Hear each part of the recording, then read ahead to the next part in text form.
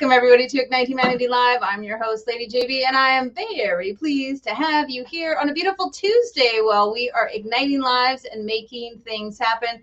It's been a beautiful week already with all kinds of things unfolding, and the spring is here. I hope wherever you are in the world, you're enjoying some beauty in the weather and the flowers and this newness, this awareness, this awakeness is all unfolding. That's the power of spring. That's the excitement. And that is when we start to really feel ourselves coming back into this newness and this awareness and this ability to start to ignite our lives for this new up and coming 2023. If you've been feeling some of the winter blues or you've sort of been stagnant in Q1, well, Q2 is here. And that means it's time for you to do something for yourself, because when you start looking after you, that means you have the ability to inspire others, to show them that it's possible, that they too can do it. And that is the power of igniting humanity. You being the reflection, you showing people what's possible through your own performance, your own dynamics, your own interests, going after your own dreams. Those are the things that you want to do and focus on, because that allows people to feel like if you can do it, they can do it too. And one of the ways we do that by example is by telling people our heartfelt and authentic stories. Many of us have stories of trials and tribulations, things we've been through, challenges we've had to overcome. And those things allow us to be a beacon of possibilities for others and opportunity. And we love telling those stories on the show because that's how we connect with you. The universe comes together through connection, and connections happen when we tell stories, and all kinds of things are happening in the brain, endorphins and all kinds of chemicals and different things of like adrenaline are percolating when you hear the story of someone else. And powerfully enough, also you're feeling compassion and empathy and understanding. And guess what, people? That brings us together. That makes us care about each other no matter where we are in the world, no matter what color skin we have, no matter our gender or any of our background. We feel connected to people because of our stories. And we bring fabulous people on the show every single day to talk about their stories, their ignite moments, and what they're doing in the world to do something unique. So ladies and gentlemen, love to welcome our guest to the show. Let me tell you a little bit about him. Well, he's a podcaster that I have been so blessed to be on his show. He's someone amazing, lives in Dubai, really making a difference, helping people, consulting and mindset and power performance. Mr.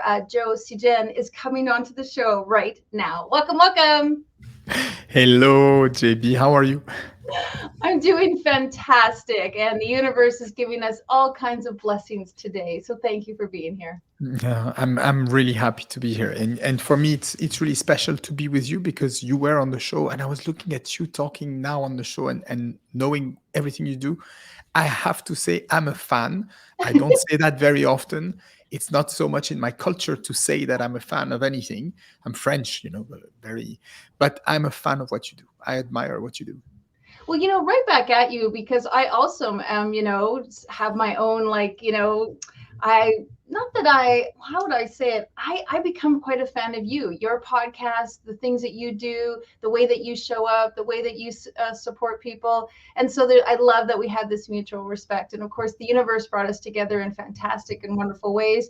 And we get to shower that on people today. So thank you so much. I didn't do a very good job of your bio because, as you know, we're having some technical difficulties, so it didn't pop up on the screen. Would you bless me so wonderfully with your bio so that people know a little bit more about you and everything is pronounced and shared correctly? Yes. You pronounced it very well in English, but Joe Sejean or Joe Sejean in the French way. I live in Dubai. I'm the father of 3 kids, and I'm married to the same wife, which is in itself something quite extraordinary. And she's extraordinary. So I am the founder of People Not Numbers, which is a consultancy whose mission is to help change the conversation into corporations. We want to introduce emotions and human beings back into the conversation in companies. And we do this through coaching and workshops. And I'm also the founder of a network called 11. Why? Because 1 plus 1 for us should be equal to 11, to massive synergies. And this network gathers people, the best professionals in people engagement. We do different jobs, but we're passionate about generating this energy in others. So this is what I do. I've been here for 16 years in Dubai, and I'm passionate about what I do. Well, you do such a great job, and I love how you share with people about not being about numbers, because many of us are making the whole world about numbers. And when we're talking about humanity, we're feeling this pressure and this crunch that we're not making enough, we're not earning enough, we're not having enough. And it's we're really making it about the numbers. Everything is transactional. People want, how much can you pay me, how much can you give me, how much do you got? And we're losing that connection between people, the compassion and the understanding. And really, even the friendships and the camaraderie are being broken down because numbers and money is becoming so prevalent. That's my take on it. Would you reflect your take on it? Yes, I mean, there is a big confusion that is happening sometimes in the mind of people. And this confusion comes from the fact that transactions are important, they are essential. So making money is necessary. If you don't make money today, JB, you will have to close your business. So it's very important. And it's like oxygen, but we don't treat it like oxygen. If I shut your oxygen supply now, you'll probably last 1 minute and a half to 3 minutes and you'll die. Uh, However, you didn't get up this morning thinking of breathing. Your purpose today was not to breathe. Right now, with me, you're not thinking, I need to breathe in and breathe out. However, in business, this is the mistake that we do, is that we understand that making money is important and we talk about money and everything related to money all the time. It's as if all our conversations right now, you and me, JB, were about, so how are you breathing today? Are you plus 17 or minus 17% in oxygen capacity? So this is why we need to focus not on the result, but to focus on what brings one result and many other results, which is absolutely not the result itself. So that's the whole idea of moving from transactional focus to relationship focus.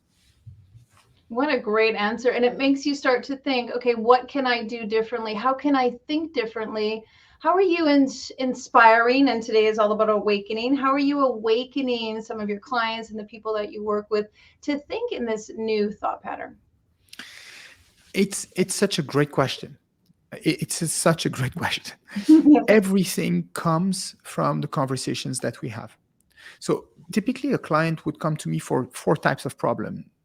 One would be the performance. They would not have the figures that they want to have, or they would not have, for example, also the mindset, the right mindset inside their corporation, or they would not have the right satisfaction of clients or employees, or the wrong culture. They would say the culture is not working. In all of these topics, it all starts with conversations. What do we talk about? So I would ignite that consciousness by asking people, what do you talk about during meetings? And in the beginning, it's a bit of a difficult question for them. What's the link between performance and the meetings? And people don't realize that when a CEO has a vision, which is often authentic and genuine, I want to be connected to my customers. I really want to provide emotions to people around me. I want to make a difference with the business. The issue is that after that PR conversation, the first conversation is with the board of directors, and it is solely transactional. Market shares, sales, commercial actions, marketing activation, digital transformation. The word client and the word employee or team members is never pronounced. So therefore, from the board members to the directors, the conversation is going to be the same, transactional, down to the frontline. And the frontliners, when they see you in a hotel, in a store, on a contact center, even people who are at the counter distributing things from, B2B perspective, cardboards or whatever, they think transaction. How many things did I sell today? Oh, this person wants a pair of pants. My incentive is on shirts. So it's this person wants to buy something that is cheap. It's going to decrease my average transaction value. This is the conversation that goes into the mind of our people. What we need to do is to stop this nonsense, because it's a nonsense. It's demotivating. It's Right. dehumanizing, because it says somehow that You only exist to perform a task to reach a result, which is not true. You have a Mm. soul, you have a creative mind, you have an opinion, you have a personality. So to change that, we start thinking not what do I need to sell or what do I need to do, what task do I need to perform. We start to think, how do I want people to feel? We become intentional about the emotions we would like people to have. And that's the start of the conversation and the transformation that anyone can do anywhere in companies that are doing pipes, literally pipes, to companies that are doing hyper luxury. Wow. It makes me also think about schools and parents, about teachers. It makes me Yeah. think about church groups. It makes me think about families, like just literally sitting down at the table. The same kinds of conversations can be happening, and the same kind of transactional conversations can be becoming more important than really the heartfelt, the heart centeredness that we really talk about here on the show, and the power of being in emotions. And I love that you mentioned that, because I always feel like emotions trump facts all the time. Even though this did happen, how it made you feel is so much more important than the facts. 100%. In fact, you don't remember what I told you. You remember how you felt with me. If I ask you, JB, can you make a summary of what we said during the episode that we did together? That was over 2 hours, I think 2 hours and a half. It was a Right. super deep episode. Of course, you will not remember all the details of the things that we said, but you will remember how you felt. And the point for me that the magic happens when, and let's just take the context of corporation, but it's the same in life. When people understand the extraordinary link that exists between human focus, relationship focus, and high performance, when they start to see that, I mean, people become unstoppable because they Mm-hmm. start focusing not on JB, the host of a TV show that could bring me potentially an audience and blah, blah, blah. They start to focus on JB, the person, Mm-hmm. heart to heart, the human being who just woke up, had maybe a breakfast, maybe is in a rush, maybe whatever. Connecting with that part is a phenomenal added value to our lives and our well being. Yes. And that's really what this show is about, because we can give a lot of facts. We can talk about what you do, what your business is, what you're good at, what I'm good at, what I think, what you think. But the truth is, what people remember most about this show, and really why we do it, is because we love to dip into the emotion. And so let me ask you, what was the thing, the catalyst, what brought forth this knowingness in you and this awareness? Because this did take a transformation in your thinking to go from what you thought to now what you believe and what you teach and share. What was the thing that created all of that for you? I arrived in Dubai in 2007. I have a non-linear background. I used to be a lawyer, and then I searched for myself for quite a long time.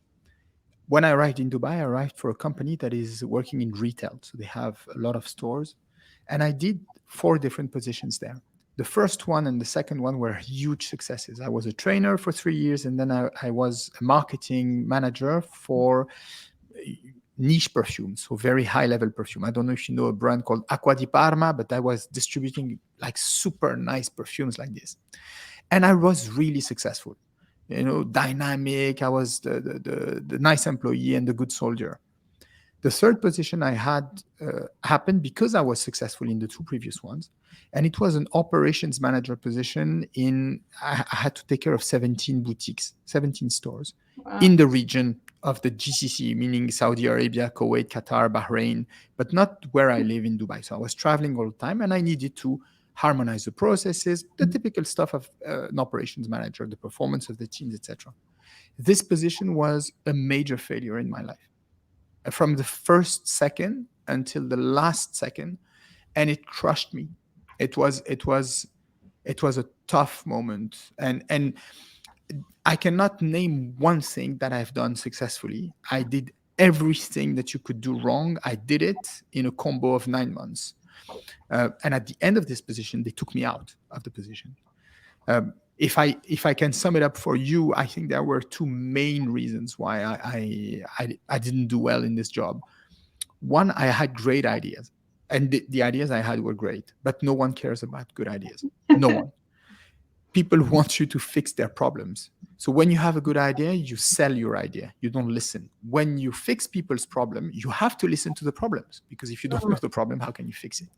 So I was not listening to the people who I was seeing. And to give you an idea, the feedback that I had from my boss was, every time you go to a country, people are down. And when you leave to another country, they call each other and say, hey, he's coming. So this is the level of disaster. Yeah. And then the second factor was, I believed that anyone could do anything. I wanted to believe that if you encourage someone and you say, yes, you can do it, people could do it. But it's not true. People can maybe do it in 200 years sometimes, but sometimes you need 3 months to do something. So you need to have the courage to say to people, this is not working. And it's not working for you neither. It's better that we, take different roads, and that you continue your journey, and that we continue our journey. I didn't have this courage, so I overinvested on teams that were really, really not good. So instead of firing me, they asked me to create something for service in this big group of 650 stores. And my confidence was at the bottom. It was really down for me. And I told them I don't know anything about it. They told me, take 6 months, build a vision, and we'll create a division for you if we like what you're doing. Otherwise, we'll find another solution, or you will leave. Wow. Yeah. The name of the company is Shalhoub Group, and they are an extremely elegant company. They've been incredible with me. So I created this vision, presented it to the CEOs. There were two at the time, and they accepted. I became a division manager for this new division. And I told them I will only be at the office 2 days a week to Right. manage this division of guest experience management. And I will be in the stores as a sales associate 3 days per week, every week. And I will not be a manager. I will not be a supervisor. I will be a sales. And this is really where I was born, I think, professionally speaking. This is where this thing of emotion happened. I realized that I didn't have a clue of what I was doing before. Mm. Zero. Mm. I also started to see the gap that there was between the vision of the CEOs and what I was seeing on the floor. People were demotivated, not serving the clients properly, because the conversations in the briefs were about, JB, you're plus 5% on your objective. Well done. Joe, you're minus 34%. You need to push the sales. Things that don't mean anything. We Right. started to think differently and say, why don't we try to meet people today? Let's Mm. not sell. Let's Mm. meet people. And we started to do this. And the sales went up in a matter of 4 or 5 days.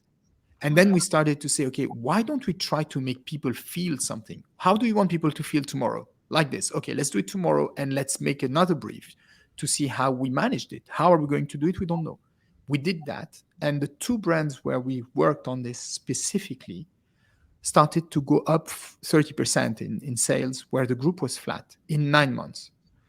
And that was the beginning of the adventure. So focusing on human beings and emotions was, for me, I mean, I had to go really down to I think we're a bit maybe all the same in that Yes. dimension. Yeah. You need to hit the floor really. I mean, it was a crushing experience for me.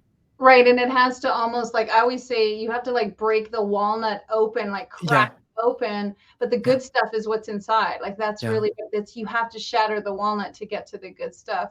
It's a really great story, and thank you for sharing it, because it will obviously, it makes me think, and every single person watching who is in sales suddenly had, I hope you all had an awakening, a ding dong, a moment, an epiphany, and ignite a light bulb, because it's true. When somebody walks into your establishment, they're not just a sale, or they're not just a transaction, or they're not just, is this person going to buy or not?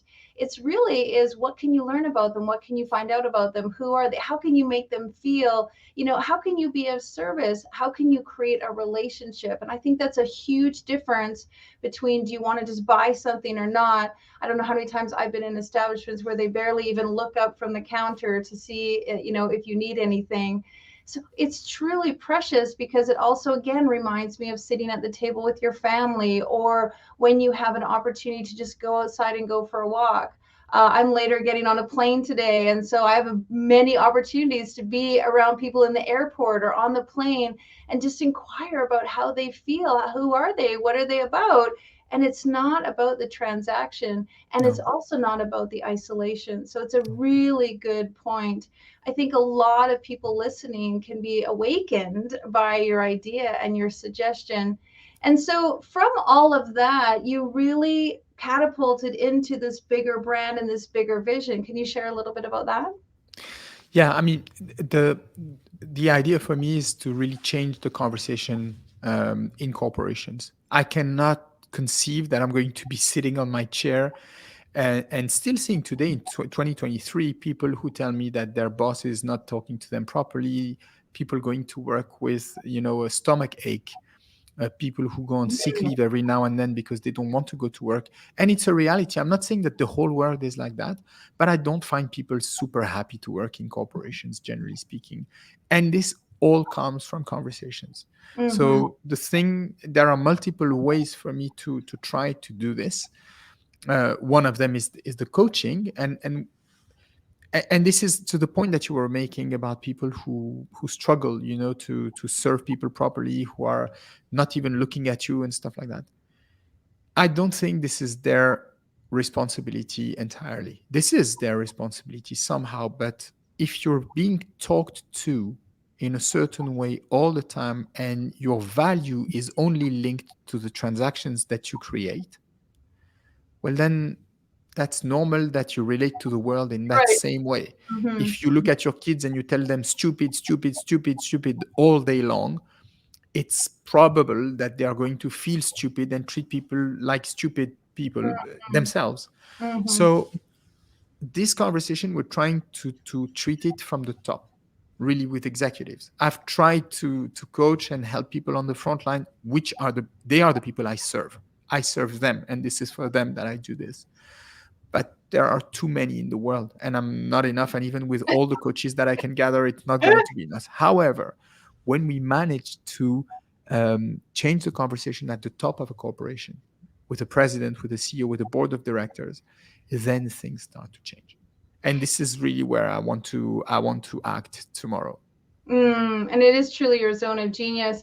Let me switch gears a little bit, though. And as a father of three, let me ask you any awakened ideas on how you can instill some igniting of humanity on your children?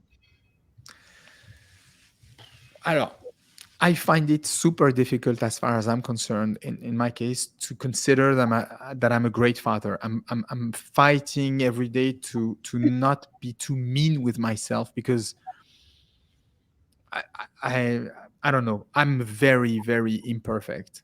The thing that I think helps me a lot is to be able to say sorry to my kids. Mm, Um, the fact that I can tell them that I don't know.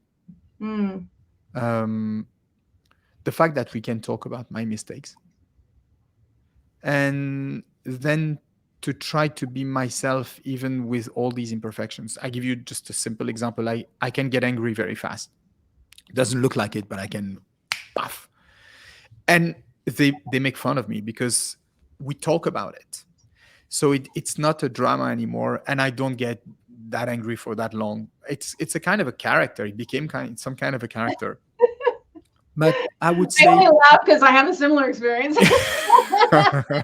No, you see, the thing is that sometimes with the job I do, people think that I have a perfect life, and I'm always nice in my reactions, and I'm always generous and cool, and I know how to react. It's not true.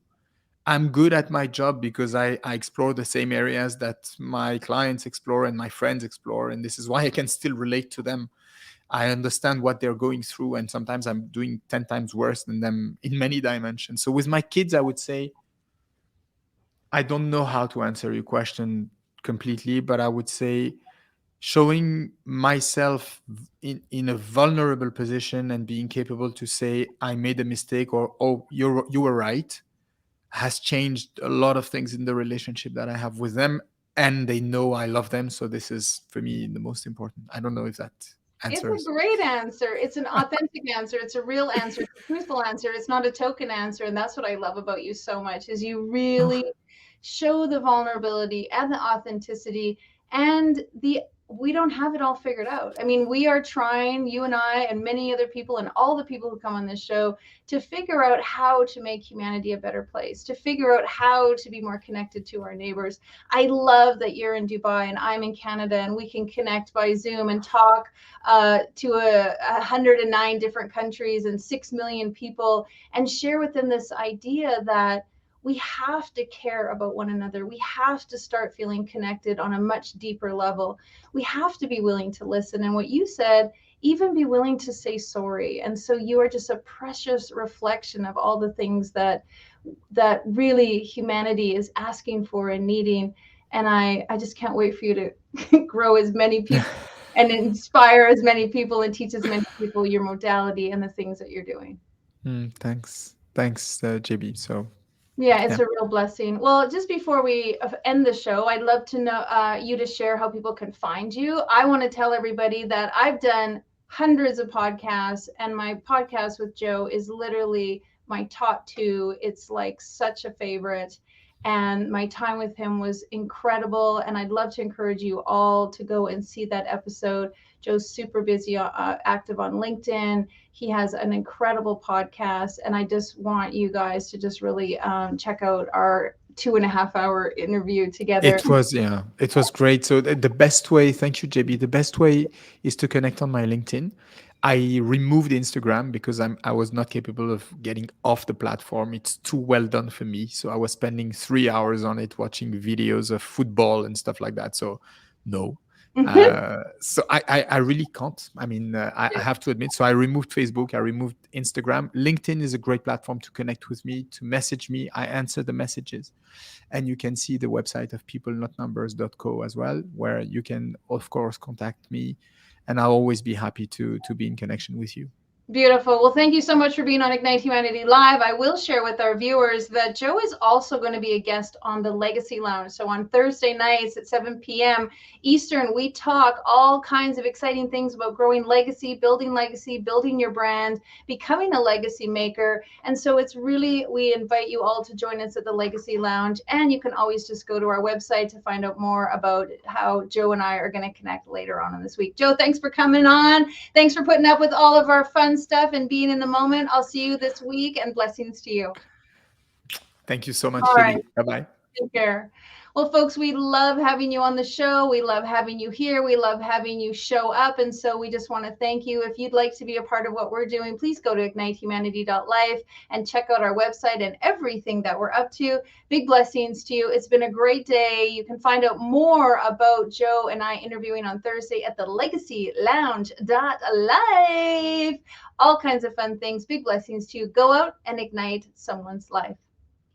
Now, more than ever, we need to come together to connect with one another.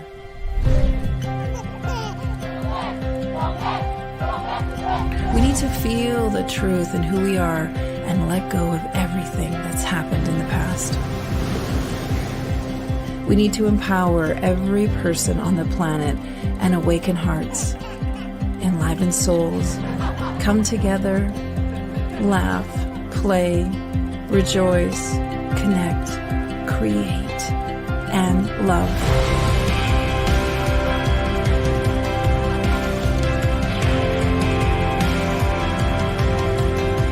It's time to ignite humanity. We want you to be a part of something that will impact the future for everyone. We want you to tell your story, share your Ignite moment, show people who you truly are. Be a part of igniting humanity and making a difference in the world and all of our futures.